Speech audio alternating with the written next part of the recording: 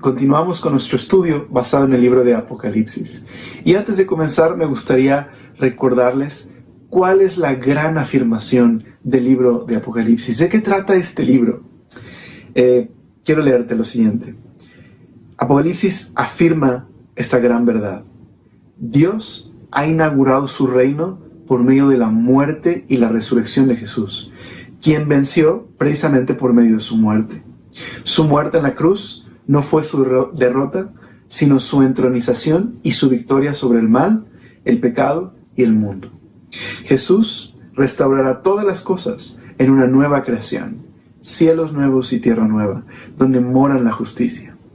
Así que todas las generaciones de creyentes somos exhortados por medio de Apocalipsis a permanecer fieles al Señor y seguirle.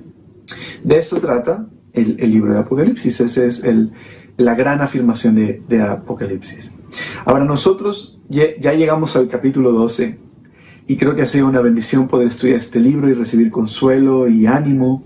Y solo para recordarte, estamos justo entre el capítulo 6 al 16, es justo la sección donde se revelan los juicios de Dios sobre el mundo. ¿Recuerdas? Los 7 sellos, 7 trompetas y 7 tazones. Y los capítulos que siguen, a partir del capítulo 12 al 15, estos capítulos, 12 al 15, podríamos unificarlos bajo la frase grandes señales. Y la razón es precisamente que en estos capítulos hay varias señales que Juan observa, varios símbolos. Así que estas grandes señales están entre la séptima trompeta, que fue el anuncio de que el reino ha venido a ser de Dios y de su Cristo, y la última serie de juicios, que son los 7 tazones, para terminar la sección del 6 al 16. Así que Juan ve una serie de señales en el cielo, y estos capítulos, por lo tanto, a través de estas señales, se sigue explorando el tema de cómo es que Dios está estableciendo su reino en la tierra, así como es en el cielo. Ahora, por medio de visiones, Dios está manifestándonos la perspectiva celestial acerca de la historia para que así podamos interpretar el presente a la luz del resultado final de la historia. Entonces, esto es lo que hace por nosotros Apocalipsis. Es la revelación de Jesucristo. Podemos conocer a Jesús y conocer su revelación. Y a través de estas visiones se nos está mostrando el futuro para que sepamos cómo vivir en el presente. Así que, por ejemplo, para los creyentes del primer siglo, los capítulos que vamos a ver el día de hoy, la bestia y el dragón van a estar detrás del imperio romano y la persecución contra los cristianos. Pero el capítulo 12 y 13 afirma que en realidad esa persecución no es sino la antigua batalla cósmica desde Génesis 3. Pero que el Cordero venció en la cruz y Él tiene la victoria definitiva tal y como se está revelando en Apocalipsis en el futuro. Así que, digámoslo así, Cristo, a través de su muerte y resurrección, ha vencido al mal y ha inaugurado su reino, pero ahora Apocalipsis nos muestra cómo llegará a su consumación. Ahora una nota antes de entrar al capítulo 12. El capítulo 12 y 13 es el pasaje donde aparece pues la visión de la mujer y el niño, el dragón, esta batalla en el cielo entre Miguel y el dragón y su ejército. Aparecen las bestias, el falso profeta y el anticristo y la marca de la bestia. Entonces son capítulos que han sido sujetos a pues diversas interpretaciones. Y yo solo quisiera animarte, quisiera sugerirte que de todas las varias interpretaciones que hay, creo que tenemos que favorecer aquellas interpretaciones que giren alrededor de estas 3 cosas. Número 1, consideran el contexto del Antiguo Testamento. Recuerda que todo Apocalipsis hace referencias al Antiguo Testamento. Y esa es la manera en la que se nos está comunicando esta visión. Así que estas referencias sirven para que vayas a esos pasajes del Antiguo Testamento, los revises en su contexto y veamos cómo se aplica ahora a la realidad de lo que Cristo ha hecho en la cruz y evidentemente a la luz de la consumación de la historia. Entonces, hay que favorecer las interpretaciones que consideran el Antiguo Testamento y su contexto. Número 2, que están a favor de la historia bíblica, lo que llamaríamos el plan maestro, la historia de la redención, que giran en torno a esta historia continua a lo largo de toda la Biblia. Y número 3, también aquellas interpretaciones que toman en cuenta el contexto del primer siglo. ¿Cómo entenderían estas cosas Juan y los discípulos y los cristianos del primer siglo? Y las interpretaciones que muchas veces se dan a partir de teorías de conspiración, de teorías del día de hoy, creo que debemos tener cuidado en prestarles mucha atención. Entonces, solo para repetir, interpretaciones que consideran el Antiguo Testamento, la narrativa bíblica, la historia bíblica y el contexto del primer siglo. Esas interpretaciones son las que deberíamos prestarles más atención y que concuerdan con nos dicen mucho más, con más claridad, a qué se refiere Juan con estas visiones. Muy bien, entonces pues comenzamos, ¿no? ¿Te parece si oramos y estudiamos el capítulo 12 y una partecita del 13? ¿Me acompañas? Gracias, Señor, por ser tan bueno. Gracias por este tiempo que nos regalas en tu palabra. Señor, síguenos hablando y sigue revelando a Jesús por medio de tu palabra. Transfórmanos, Señor, y ayúdanos a vivir de una manera sabia, teniendo temor y obediencia a ti, Señor, una vida de amor y obediencia, y, Señor, que otros puedan vernos como tus seguidores, Señor, por medio del amor que nos tenemos unos a otros en Cristo. Transfórmanos, Señor, y danos de tu palabra hoy. Te lo pedimos, Señor, por favor. Amén. Acompáñame al capítulo 12 de Apocalipsis. El capítulo 12 presenta la gran batalla cósmica que tuvo su origen en Génesis, pero que ha llegado a su clímax definitivo en la revelación de Apocalipsis. Entonces, capítulo 12, verso 1 al 6, esa es la parte donde se presenta a la mujer, el dragón y el niño. Dice: apareció en el cielo una gran señal, una visión, una señal, un símbolo. Una mujer vestida del sol, con la luna debajo de sus pies, y sobre su cabeza una corona de 12 estrellas. Y estando encinta, clamaba con dolores de parto en la angustia del alumbramiento. También apareció otra señal, otro símbolo, en el cielo.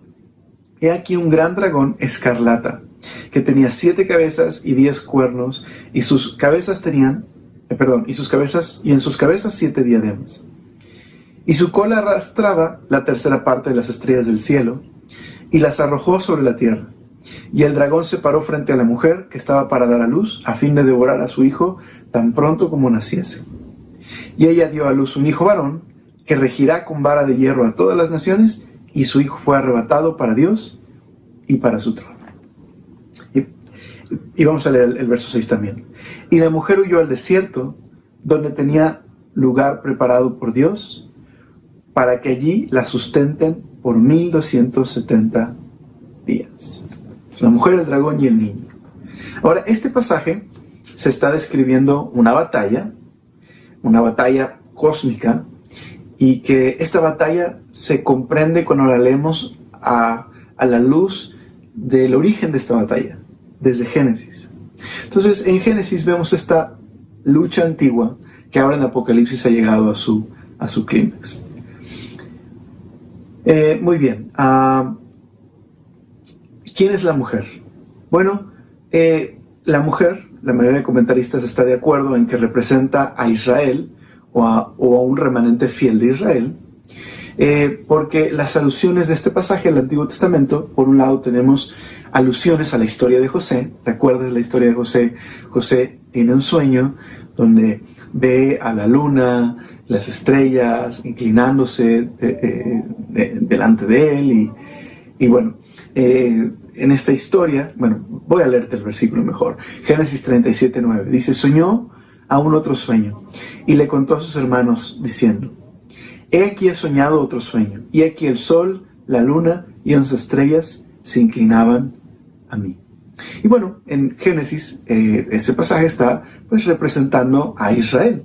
Así que por las referencias que encontramos aquí en este pasaje, son alusiones a este pasaje de Génesis 37.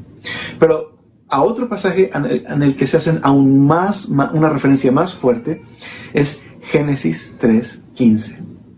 Así que esta mujer no solo representa a Israel, sino representa la promesa de la simiente que sería descendiente de Eva. En Génesis 3:15, Dios le promete a la mujer que su simiente, su descendencia, entrará en conflicto con la descendencia de la serpiente. Habría un conflicto y sería finalmente la simiente de la mujer quien vencería a la serpiente, que es la fuente del mal en este pasaje, le aplastaría la cabeza, pero sería la simiente de la serpiente, sus descendientes, la que le harían una herida fatal al descendiente de la mujer. Así que a lo largo de Génesis vemos esta batalla entre la simiente de la mujer, podríamos llamarle la simiente de Dios, y la simiente de la serpiente, que evidentemente no son serpientes bebés. Y vemos esta batalla, por ejemplo, en Caín y Abel, ¿verdad? Caín se convierte en un descendiente de la serpiente al ceder a la tentación y matar a su hermano Abel. Vemos esta misma batalla en Faraón, que aparece como un descendiente, la simiente de la serpiente, se considera Dios, define el bien y el mal a su manera y persigue y oprime al pueblo de Israel. Lo vemos en la batalla de Goliat y David, lo vemos en la batalla de Esther y Amán, y lo vemos en el Nuevo Testamento en la persecución que hace Herodes de los niños menores de 2 años, cuando se enfurece de que los sabios de Oriente no retornan a darle noticias del rey que ha nacido. Así que hay esta batalla cósmica que tiene su origen en Génesis, esta simiente de la mujer y simiente de la serpiente. Y evidentemente el Nuevo Testamento dice que la simiente la simiente de la mujer será el Mesías. Así que más adelante veremos esto en la identidad de este niño. También algo interesante es que podría haber un contraste entre 2 mujeres en Apocalipsis, entre esta madre que representa a Israel y entre Babilonia, que es representada como una prostituta que ha embriagado a las naciones y las ha engañado. Entonces, un contraste ahí. Ahora, se nos dice en el pasaje que esta mujer está en dolores de parto y que el dragón está frente a ella, listo para devorar al hijo que va a nacer.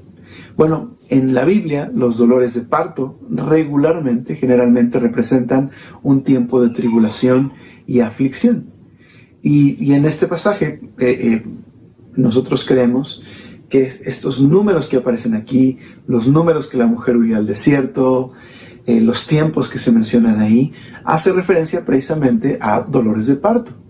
Lo que habló Jesús en Mateo 24 acerca de un tiempo de gran tribulación que sufriría el pueblo de Israel. Así que creo que es una referencia a ello. Ahora, el dragón se identifica evidentemente en este pasaje como Satanás. El versículo 9, acompáñame, dice el versículo 9: y fue lanzado fuera el gran dragón, la serpiente antigua, que se llama Diablo y Satanás, el cual engaña al mundo entero. Y se fue arrojado a la tierra y sus ángeles fueron arrojados con él. Entonces se le identifica al dragón como la serpiente antigua. Génesis 3, ¿recuerdas? Él es el engañador. Él engaña a las naciones. Y nos recuerda justo esta historia de Génesis 3, de la tentación y la caída. Así que ese es el trasfondo de estos pasajes donde se describe a la mujer, al dragón y al niño. Ahora, algunos comentaristas creen que Juan también podría ser que sutilmente, utilizando estos pasajes, también está confrontando la situación de lo que estaban viviendo los creyentes en el primer siglo. Y está confrontando el culto imperial, el culto que el emperador había establecido ofrecerle incienso al emperador como una manera de mostrar lealtad a Roma. Y que este culto era muy fuerte en Asia Menor, donde están las 7 iglesias a las que se dirige Juan. Así que en la propaganda romana, Roma era la diosa madre y el emperador romano era su hijo, quien era el salvador o el supuesto salvador del mundo. Así que quizás sutilmente Juan está mostrando que en realidad Roma es Babilonia, ¿verdad? No es una diosa madre. Y en realidad el emperador no es un salvador, al contrario, es la personificación del anticristo y la bestia en su tiempo. Y es solo un títere del dragón quien está detrás de todo esto. Entonces podría ser sutilmente una confrontación del culto imperial.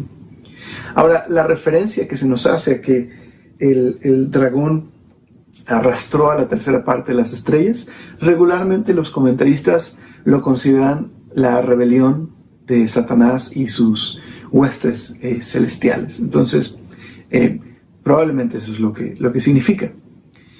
Pero luego el niño, ¿quién es este niño?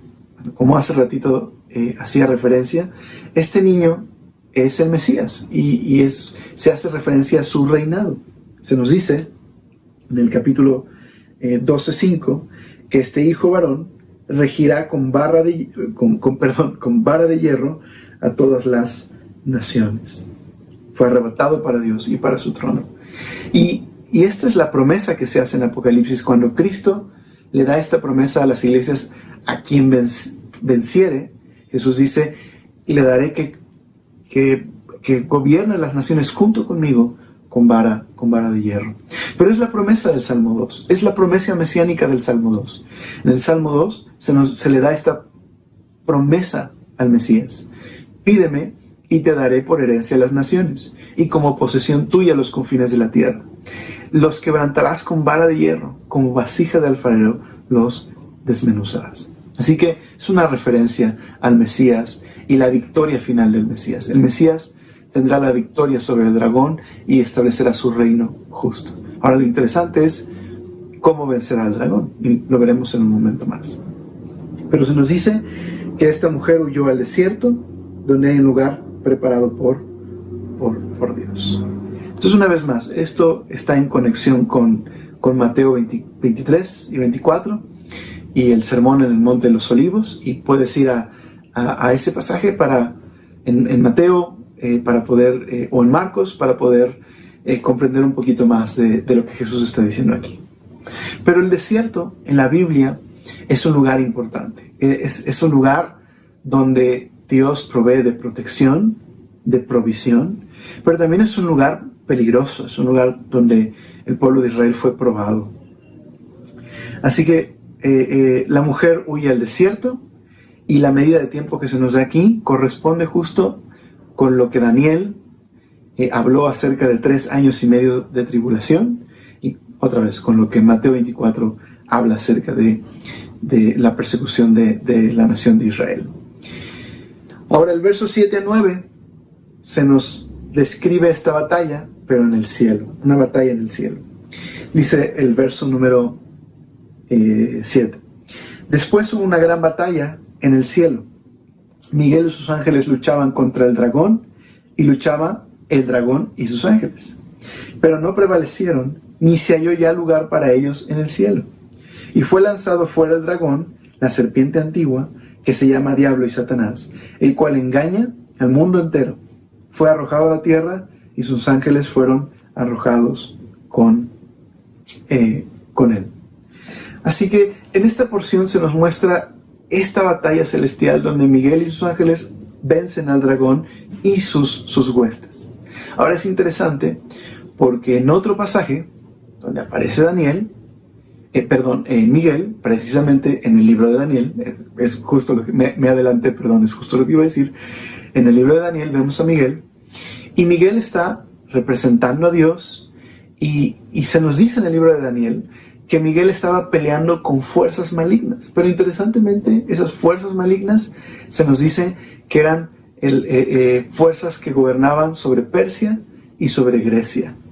Así que Miguel está peleando, representando a Dios a favor de Israel en el capítulo de Daniel 10. Así que eso va a ser muy interesante más adelante. Solo quiero mencionar esto. La realidad espiritual y física están entrelazadas. Y Satanás y sus huestes no operan en el vacío, operan a través de la rebelión y el pecado de la humanidad. Y creo que eso es importante entender. Algunos comentaristas creen que esta frase que leímos, que ya no se halló lugar en el cielo para el dragón y sus ángeles, algunos creen que esto es una referencia especial a Daniel capítulo 2. En Daniel capítulo 2, Nabucodonosor sueña, tiene un sueño, ve una estatua de ciertos materiales desde la cabeza a los pies y que representan una serie de imperios. Cuando vemos la interpretación de Daniel, vemos que representan varios imperios que incluso aparecen en otras visiones de Daniel, como Babilonia, la cabeza, y luego los medo-persas, y luego Grecia, y etc. Pero aparece una piedra grande que golpea esta estatua y la hace pedazos. Así que esa piedra es el Mesías, que pone fin a esta serie de imperios, comenzando por Babilonia, y que va a establecer su reino de justicia y paz. Ahora, creo que esto es interesante, porque esta batalla que está ocurriendo en el cielo y la derrota de Satanás no es sino un reflejo precisamente de la gran victoria que obtuvo Cristo en la tierra al resucitar, al morir en la cruz y resucitar, y que esta victoria inaugurada llegará a su consumación precisamente en lo que estamos leyendo en Apocalipsis y en este reflejo, en esta batalla celestial donde Miguel vence a Satanás y es expulsado del cielo. Pero luego dice el verso número 10 al 17. Entonces oí una gran voz en el cielo que decía: ahora ha venido la salvación, el poder y el reino de nuestro Dios y la autoridad de su Cristo, porque ha sido lanzado fuera el acusador de nuestros hermanos y el que los acusaba delante de nuestro Dios día y noche. Y ellos le han vencido. Mira esto, ¿cómo es que le han vencido? Ellos le han vencido por medio de la sangre del Cordero y de la palabra del testimonio de ellos, y menospreciaron sus vidas hasta la muerte. Por lo cual alegraos cielos y los que moráis en ellos. Pero luego se pronuncia un lamento. Ay de los moradores de la tierra y del mar, porque el diablo ha descendido a vosotros con gran ira, sabiendo que tiene poco tiempo. Y cuando vio el dragón que había sido arrojado a la tierra, persiguió a la mujer que había dado luz al hijo varón. Y se le dieron a la mujer las dos alas de la gran águila, para que volase delante de la serpiente al desierto, a su lugar, donde es sustentada por un tiempo y tiempos y la mitad de un tiempo. La serpiente arrojó de su boca tras la mujer agua como un río, para que fuese arrastrada por el río. Pero la tierra ayudó a la mujer, pues la tierra arribó su boca y tragó el río que el dragón había echado de su boca. Entonces el dragón se llenó de ira contra la mujer y se fue a hacer guerra contra el resto de la descendencia de ella, los que, y mira cómo se describen, los que guardan los mandamientos de Dios y tienen el testimonio de Jesucristo. ¿Cómo llama a esta porción al diablo? El acusador de los hermanos y quien engaña a las naciones. Pero ahora, por la gran victoria de Cristo que se inauguró en la cruz y que en Apocalipsis es la derrota definitiva, pues ya no hay cabida en él en el cielo, y ha sido arrojado quien acusaba a los hermanos y quien engaña a las naciones. El Cordero ha vencido al dragón. Pero es muy interesante, porque se nos dice que la salvación pertenece a Dios, que de Él es el reino y el poder, y que los creyentes han vencido. Eso es muy interesante. La sangre del Cordero, la palabra del testimonio de ellos, y menospreciaron su vida hasta la muerte. En Apocalipsis, los creyentes que sufren, tanto en el mensaje de Jesús a las iglesias, como nuestra convicción es que los mártires que aparecen más adelante, pues evidentemente ha habido mártires en toda la historia de la iglesia, pero son mártires en el tiempo de la tribulación y han vencido, estos mártires en este tiempo de tribulación, han vencido como venció el Cordero. Su victoria es una reiteración de la victoria del Cordero sobre el dragón, sobre el pecado, sobre el mundo.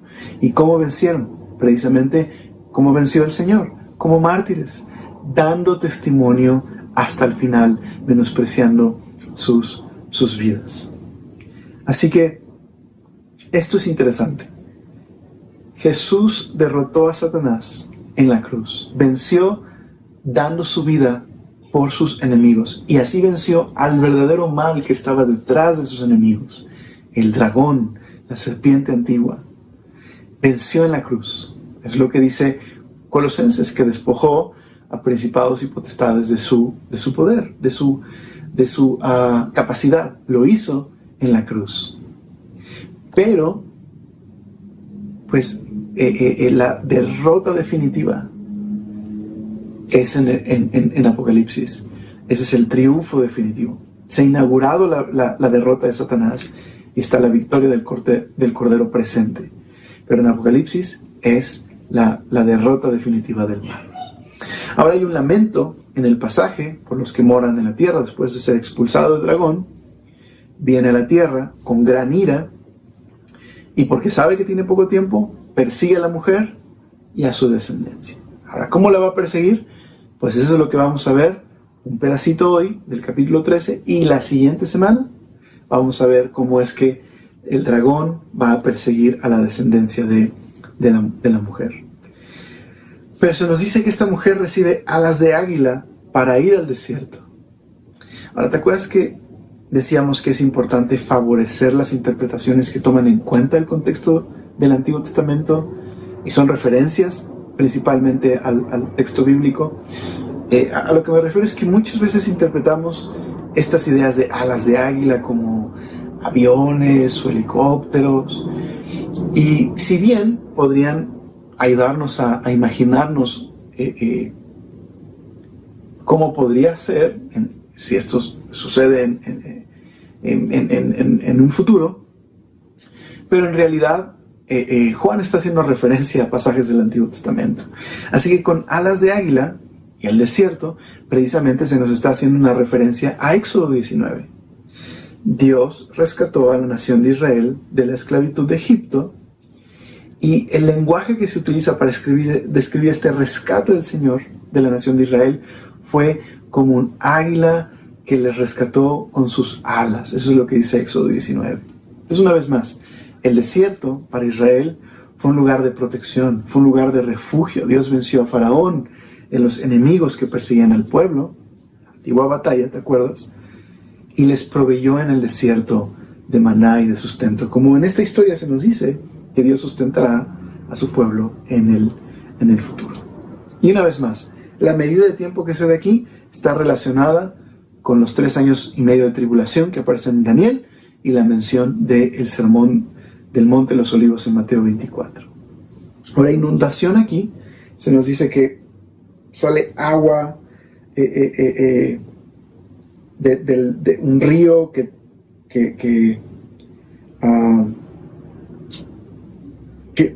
dice ahí, estoy tratando de buscar el versículo y me perdí en la lectura, perdón. Es verso número 15.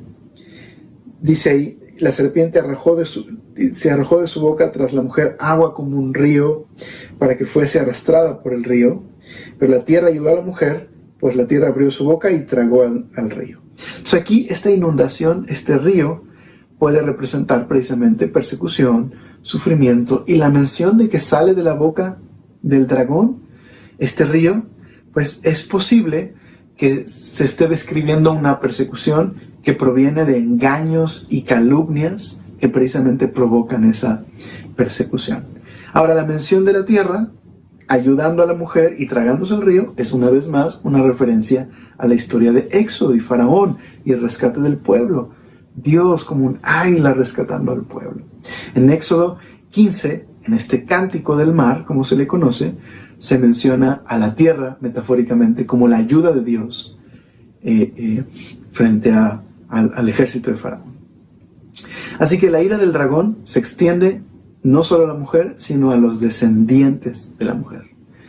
Y una vez más nos vuelve a recordar Génesis 3:15, la batalla entre la simiente de la mujer, los descendientes de la mujer, y la simiente de la serpiente. Y de la misma manera, ¿cómo van a vencer estos descendientes de la mujer a la serpiente, al dragón? Obedeciendo a Dios y siendo fieles al testimonio de Jesucristo. Entonces, creo que esto es de lo que nos habla el capítulo 12. El tiempo de tribulación será un tiempo difícil. Pero la antigua batalla cósmica nos muestra que en realidad el Cordero ha vencido a Satanás y al dragón. Y esa derrota final, definitiva, vendrá cuando el Señor vuelva.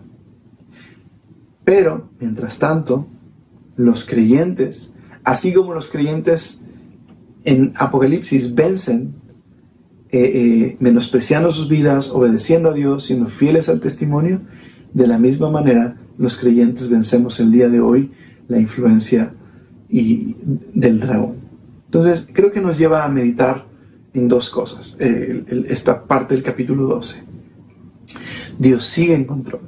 Dios sigue en control. Qué ánimo para los creyentes saber, los creyentes del primer siglo, como nosotros el día de hoy, estaban escuchando, los creyentes del primer siglo, la revelación de Jesucristo.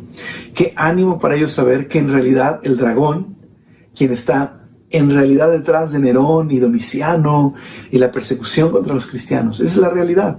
No es Domiciano por sí mismo, es el dragón persiguiendo a la iglesia, utilizando a Domiciano y el culto imperial. Él es quien realmente está detrás del mal y el pecado y la rebelión y la persecución. Pero que esa batalla que están enfrentando los creyentes de ese tiempo, en realidad ya está resuelta. El Cordero ha vencido. La salvación y el poder y la autoridad pertenecen a Dios y a su Cristo. Pero los creyentes del primer siglo tendrían que vencer de la misma manera que venció el Cordero al dragón, dando fiel testimonio hasta el final y menospreciando su vida. Así que esta antigua batalla cósmica a la que se hace referencia en el capítulo 12 de Apocalipsis nos muestra la realidad de vivir en un mundo caído. Nos muestra que al final esta es una historia acerca de la rebelión humana y del mal detrás de la rebelión humana. Es el dragón, es Satanás. Eso es lo que nos dice la historia de Génesis 13, que Satanás es esta realidad maligna, personal, que opera en y por medio de la rebelión y el pecado de la humanidad. Es la historia humana, un mundo roto, caído, bajo la influencia del dragón, y que eso es lo que hay detrás de los gobiernos opresivos y del egoísmo y el orgullo de las personas, constantemente redefiniendo el bien y el mal. Pero Apocalipsis nos muestra que Cristo ya ha vencido y que la derrota definitiva está determinada, que Cristo volverá y confrontará definitivamente el mal y el pecado. Pero así como los creyentes del primer siglo tendrían que seguir el ejemplo de estos creyentes en el futuro, así también nosotros el día de hoy. ¿Cómo vencemos los cristianos y resistimos la influencia y la tentación del dragón el día de hoy, de Satanás, de la serpiente? De la misma manera, siendo fieles al Señor, perseverando en nuestro testimonio, obedeciendo a Dios y menospreciando nuestras vidas, es decir, muriendo a nuestro egoísmo, tomando nuestra cruz y siendo discípulos de Cristo.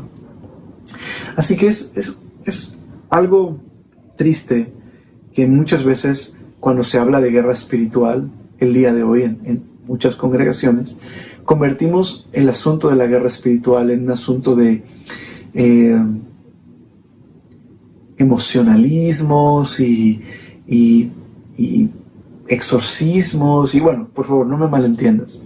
No estoy diciendo que no existe esa realidad de posesión demoníaca, y creemos en semilla en esa realidad, y creemos en la realidad de un mundo de tinieblas espiritual real que opera.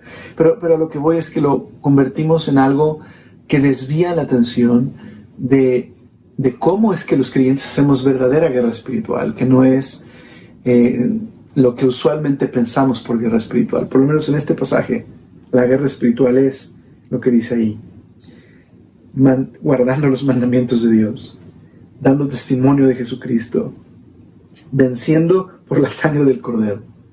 Y esto es simplemente imitando a Cristo, siguiendo el ejemplo de Cristo, menospreciando nuestras vidas hasta la muerte, renunciando al egoísmo y tomando nuestra cruz y siguiendo al Cordero.